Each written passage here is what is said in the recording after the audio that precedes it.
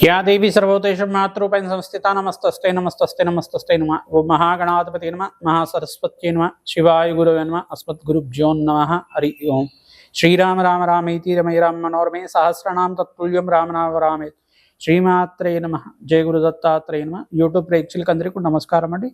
శ్రీ విశ్వవసునామ సంవత్సర ఉగాది శుభాకాంక్షలు అందరూ కూడా చెప్పుకుంటూ, ఈ ఉగాది సందర్భంగా ఈ ఉగాది నుంచి అంతా కూడా విశ్వవసునామ సంవత్సర ఈ యొక్క ఫలితాలంతా కూడా ఏ రకంగా ఉంటాయి, వర్ష ఫలితాలు, వార్షిక ఫలితాలంతా కూడా తెలుసుకుంటున్నాం. ఈ యొక్క గోచారరీత్యా వివిధ గ్రహాల యొక్క స్థితిగతి ఆధారంగా, గ్రహాల యొక్క కలయిక ఆధారంగా ఫలితాలంతా కూడా ఆధారపడి ఉంటాయి. కావున ఈ యొక్క వర్ష ఫలితాలు, వార్షిక ఫలితాలు అంతా కూడా తెలుసుకొని ఈ యొక్క పరిహారం అంతా చేసుకోవడం వల్ల శీఘ్ర శుభ ఫలితాలు రావడానికి ఆస్కారం ఉంటుంది. మేషాది ద్వాదశ రాశి వాళ్ళకి ఎటువంటి ఫలితాలు ఉంటాయి తెలుసుకుంటాం. ఈ యొక్క నవనాయకుల ఫలితాలంతా కూడా ఎటువంటి ఫలితాలు ఉంటాయి, అటువంటి ఫలితాలంతా కూడా తెలుసుకుంటున్నాం. విశ్వవసునామ సంవత్సరంలో ప్రధానంగా చూసుకుంటే ఈ యొక్క విశ్వవసునామ సంవత్సరానికి విశ్వవసు అనే గంధర్వరాజు యొక్క నామంతో ప్రారంభమైంది. ఒక ఏకాదశ గంధర్వరాజు యొక్క నామంలో ప్రధానమైన విశేషమైన నామం ఇది విశ్వవసు నామం అని చెప్పేసి.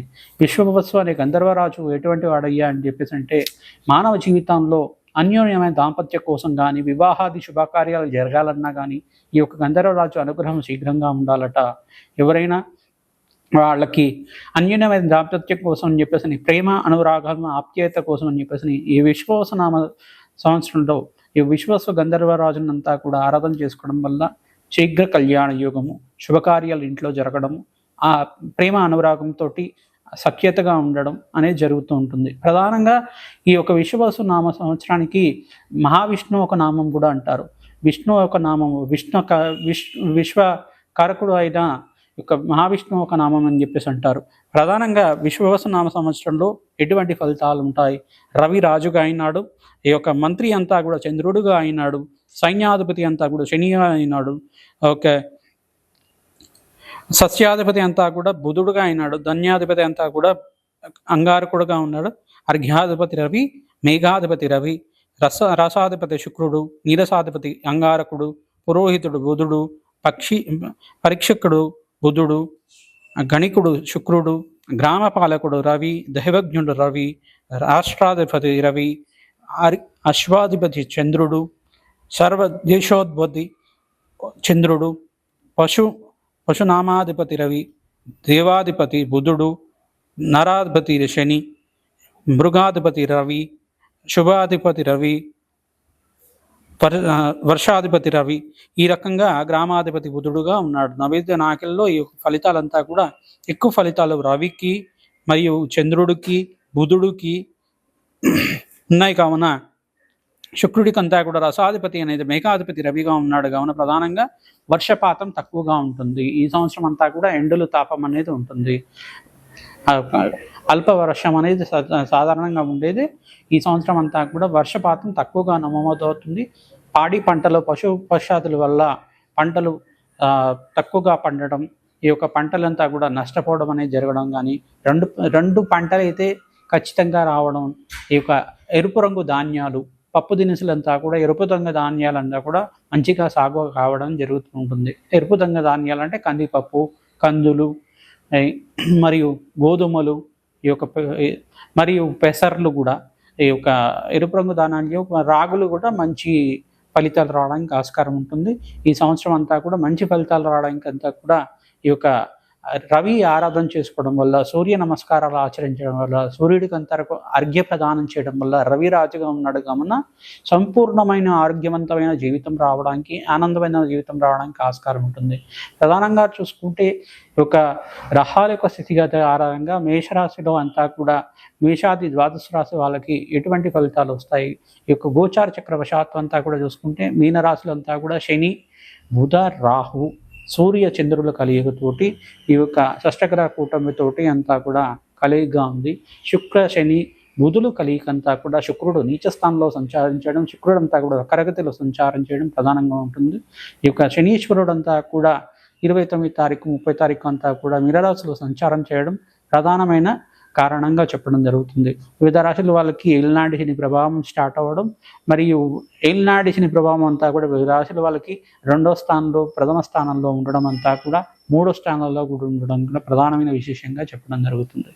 ఈ యొక్క అర్ధాష్టమ శని ఏ రాశుల వాళ్ళకు ఉంది, ఈ యొక్క అష్టమ శని దోషం ఏ రాశి వాళ్ళకు ఉన్నది, సర్వగ్రహ దోష నివారణార్థం ఏ పరిహారాలు చేసుకోవాలో ప్రధానంగా తెలుసుకుందాం. ఈ యొక్క పంచాంగ విశేషాలు అంటే ప్రధానంగా తిథి వార కరణ నక్షత్ర యోగాలు అని చెప్పేసి అంటారన్నమాట. తిథి వార నక్షత్ర కరణ యోగాలు ఈ యొక్క 5 విభాగాల కోసం విశేషంగా నక్షత్ర యొక్క భావ ఫలితాలతో పాటు తిథి యొక్క భావ ఫలితాలు, వారం యొక్క భావ ఫలితాలు, జ్యోతిష్యం యొక్క భావ ఫలితాలు అంతా కూడా చెప్పేది, విశ్లేషాత్మకంగా చెప్పేదే జ్యోతిషము.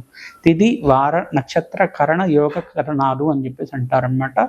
ఈ 5 అంగాల విశేషాల కోసం మానవ జీవితానికి జీవన మార్గంగా ఏ రకంగా ఉంటుంది, ఆ విశేషాలంతా కూడా జ్యోతిష భాగంలో భాగంగా మానవ జీవితానికి జీవన మార్గంగా అంతా కూడా చెప్పడం జరుగుతుంది.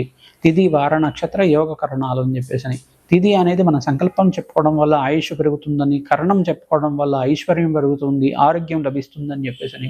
ఈ యొక్క భారం చెప్పుకోవడం వల్ల ఐశ్వర్యము, ఆరోగ్యము, ఆనందం లభిస్తుందని చెప్పేసి. సంకల్పం విధానంలో నిత్యం పూజ చేసుకునే విధానంలో సంకల్పం చెప్పుకునేటప్పుడు తిథి వార నక్షత్ర కరణాలు అనేది చెప్పుకుంటూ ఉంటాం. ఈరోజు ఏ తిథి ఉంది, ఈరోజు ఏం వారం ఉంది, ఈరోజు ఏ యొక్క నక్షత్రం ఉన్నది, నక్షత్రం అని చెప్పుకోవడం వల్ల నక్షత్ర అధిపతి యొక్క అనుగ్రహం లభించి మనకు ఆయుష్ ప్రమాణం అనేది పెరుగుతుందట. తిథి వార నక్షత్ర కరణాల యోగాలు చెప్పుకోవడం వల్ల యోగమంతా కూడా శుభయోగాలు మనకు యోగిస్తుంది, కార్యజయం అవుతుంది, విజయాలు లభిస్తాయి, రాజ్యాధిపత్యం లభిస్తుంది, సంపూర్ణమైన ఆనందమైన జీవితం లభిస్తుంది అని చెప్పేసి పంచాంగ శ్రవణంలో భాగంగా చెప్పడం జరుగుతుంది. ప్రధానంగా ఎవరైతే విశేషంగా పంచాంగ శ్రవణాన్ని విశేషంగా ఉగాది రోజున వింటూ ఉంటారో ప్రత్యేకంగా వాళ్ళకి శతసహస్ర అశ్వమేధ యాగాదులు చేసుకున్న ఫలితం. ఎందుకంటే దేవతల యొక్క చరిత్ర అంతా కూడా ఈ రకంగా ఉంటుంది. నవగ్రహాల యొక్క స్థితిగతి ఆధారంగా వాళ్ళ గమనాన్ని ఆధారంగా చెప్పడం జరుగుతుంది. నవగ్రహ దేవతలు వాళ్ళంతా కూడా నవగ్రహ దేవతలకి భాగంగా చెప్పడం జరుగుతుంది. వాళ్ళ యొక్క ఫలితాలు, వాళ్ళ యొక్క విశేషాలు, వాళ్ళ యొక్క అనుగ్రహం అంతా కూడా చెప్పడం జరుగుతుంది. కాబట్టి భక్తిగా శ్రద్ధగా మీరు పెన్ను పేపర్ తీసుకొని రాసుకోండి. పరిహారాలంతా కూడా ఖచ్చితంగా నేను చెప్పిన పరిహారం అంతా కూడా చేసుకుంటే కనుక శీఘ్రంగా ఫలితాలు రావడానికి ఆస్కారం ఉంటుంది. ఆనందమైన జీవితం, అఖండమైన రాజయోగం కలగడానికి, విశేషమైన యోగం కలగడానికి, లక్ష్మీ కుబేర యోగం కలగడానికి, విశేషమైన రాసుల వాళ్ళకి మంచి ఫలితాలు రావడానికి ఆస్కారం ఉంటుంది. శ్రీమాత్రే నమః. జయ గురు దత్తాత్రేయ నమః. ధనుసు రాశి వాళ్ళకి విశ్వాస నామ సంవత్సరంలో ఎటువంటి ఫలితాలు వస్తాయో తెలుసుకుందాం. ఈ యొక్క ధనుసు రాశి వాళ్ళు మూలా నక్షత్రం 1, 2, 3, 4 పాదాల వాళ్ళు, ఈ యొక్క పూర్వాషాఢ నక్షత్రం 1, 2, 3, 4 పాదాల వాళ్ళు, ఉత్తరాషాఢ నక్షత్రం 1వ పాదం వాళ్ళు అంతా కూడా ధనుసు రాశి కిందకు వస్తారు. ఆదాయం అంతా కూడా 5గా ఉంది, వ్యయం అంతా కూడా 5గా ఉంది, రాజ్యపూజ్యం 1గా ఉంది, అవమానం 5గా ఉంది. ప్రధానంగా చూసుకుంటే ఈ యొక్క రజితమూర్తిగా బృహస్పతి అంతా కూడా ఈ యొక్క మిథున రాశిలో సంచారం చేయడం వల్ల ఈ యొక్క ధనుసు రాశి వాళ్ళకి స్వల్పంగా మిశ్రమైన ఫలితాలు ఉన్నప్పుడు కూడా అర్ధాష్టమ శని ప్రభావం అనేది ప్రధానంగా ఉంటుంది. ఈ యొక్క చతుర్థ రాశిలో ఈ యొక్క ధనుసు రాశి నుంచి మీనరాశిలో అంతా కూడా శని యొక్క సంచారం అంతా కూడా ఈ యొక్క ఉన్నది కావున శని యొక్క సంచారం మేరకు మీకంతా కూడా శని దోషకారకుడైనాడు. శని దోష నివారణార్థం అంతా కూడా తైలాభిషేకం చేసుకోవడం, ఈ యొక్క అన్నదాన కార్యక్రమంలో పాల్గొనడం, నల్లటి కుక్కలకి అంతా కూడా ఈ యొక్క ఆహారం అంతా కూడా పెట్టడం వల్ల, శునకాలకి ఆహారం పెట్టడం వల్ల, కాలభయ దేవాలయంలో ఈ కూష్మాండ దీపాన్ని పెట్టడం వల్ల శనీశ్వర దోష నివారణ జరుగుతుంది. శనిత్రయోదశి రోజున తైలాభిషేకము, నల్లములు దానం చేయడం వల్ల, మీకు ప్రతినిత్యం కూడా శనీశ్వర ఆరాధన చేసుకోవడం వల్ల, పిప్పరాద ఋషి యొక్క చరిత్రని వినడం వల్ల శనీశ్వర దోష నివారణ జరుగుతుంది.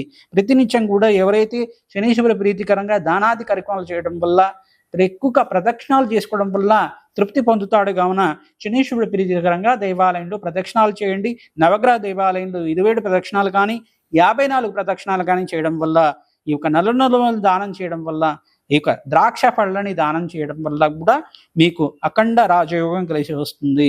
ప్రధానంగా రాహు అంతా కూడా కుంభరాశిలో సంచారం చేయడం వల్ల విదేశంలో విద్య కోసం అని చెప్పేసి ఈ సంవత్సరం అంతా కూడా ప్రయత్నం చేసుకోవచ్చు. మంచి లాభసాటిగా ఉంటుంది, విద్యాభివృద్ధి కలిసి వస్తుంది.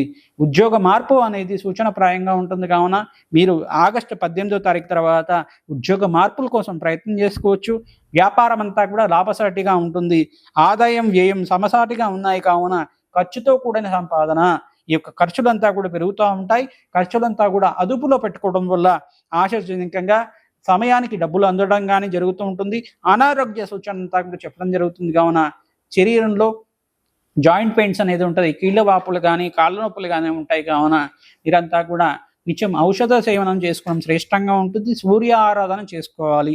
ఓం సూర్యాయ నమః, అర్కాయ నమః, మిత్రాయ నమః, భానవే నమః, పూషాయ నమః, మార్తాండాయ నమః, ప్రచండతీసే నమః, సర్వలోక పితామహాయ నమః, సూర్యాయ నమః. ఇటువంటి నామాలంతా కూడా సూర్య నమస్కారాలు చేసుకుంటూ నామస్మరణ మాత్రం చేతనే సూర్య భగవానుడు అనుగ్రహిస్తాడు. కావున సూర్య నమస్కారాలు ఆచరించండి. సూర్య భగవానుడికి నమస్కారం చేసుకోండి. ఆరోగ్యవంతమైన జీవితం జీవించడానికి ఆస్కారం ఉంటుంది. గోమాత సేవలో భాగంగా ప్రతినిత్యం కూడా తోటకూర, పచ్చిక, తెలకపిండి అంతా కూడా పెట్టడం వల్ల అఖండ రాజయోగం కలిసి వస్తుంది. ప్రతినిత్యం కూడా గోమాత సేవలో పాల్గొనండి. మీకు ఆనందమైన జీవితం జీవించడానికి ఆస్కారం ఉంటుంది. ప్రతినిత్యం కూడా రావి చెట్టుకి ప్రదక్షిణలు చేయాలి. 11 ప్రదక్షిణాలు కానీ 108 ప్రదక్షిణాలు కానీ ప్రతిరోజు కూడా రావి చెట్టుకి ప్రదక్షిణాలు చేసుకోవడం వల్ల అఖండ రాజయోగం కలుస్తుంది. రావి చెట్టుకి అంతా కూడా 2 బిందెల నీళ్ళంతా కూడా ఈ యొక్క రావి చెట్టు దగ్గర పోసి ఈ యొక్క పచ్చిక, తెలగపిండి లేకపోతే బెల్లం పొడిలాగా చేసి ఈ బెల్లం అంతా కూడా చెట్టు దగ్గర వేస్తే కనుక చీమలు ఆహారంగా ఉంటుంది. కావున చీమలకి ఆహారం వేయండి. మీకు రాజయోగం కలిసి వస్తుంది. కష్టాల నుంచి, అప్పుల బాధల నుంచి బయటపడడానికి ఈ యొక్క బెల్లం పిండి కానీ ఈ యొక్క చక్కెర పిండిగా చేసి ఈ యొక్క చక్కెర అంతా కూడా వేయడం వల్ల కానీ బెల్లం అంతా కూడా సమర్పించడం వల్ల కూడా మీకు చీమలు ఎప్పుడైతే ఆహారం స్వీకరిస్తూ ఉంటాయో ఇక అఖండమైన రాజయోగం కలిసి వస్తుంది. లక్ష్మీ కుబేర యోగం వస్తుంది. సంపూర్ణ ఆరోగ్యవంతమైన జీవితం, డబ్బులు సమయానికి అందుతాయి. ఆనందకరమైన జీవితం జీవించడానికి ఆస్కారం ఉంటుంది. శుభకార్య వ్యయం అనేది సూచకప్రాయంగా చెప్పడం జరుగుతుంది. ఇంట్లో శుభకార్యాల కోసం ప్రణాళికలు వేసుకుంటూ ఉంటారు. గురుబలం ఈ సంవత్సరం లేదు. కావున సంవత్సరం అంతా కూడా మీకు కలిసి వస్తుంది. ప్రధానంగా గురుకటాక్షం కోసం శనగలు దానం చేసుకోవాలి. ఆనందకరమైన జీవితం జీవించడానికి ఆస్కారం ఉంటుంది. బంధుమిత్రులతో సఖ్యత అంతా కూడా పెరుగుతుంది. ఆశాజనకంగా ఉంటుంది. సంవత్సరం అంతా కూడా ఇష్టమైన ఫలితాలు ఉన్నప్పటికీ కూడా సంవత్సరం అంతంలో మంచి ఫలితాలు ఉంటాయి. శ్రీమాత్రే నమః. జయ గురు దత్తాత్రేయ నమః.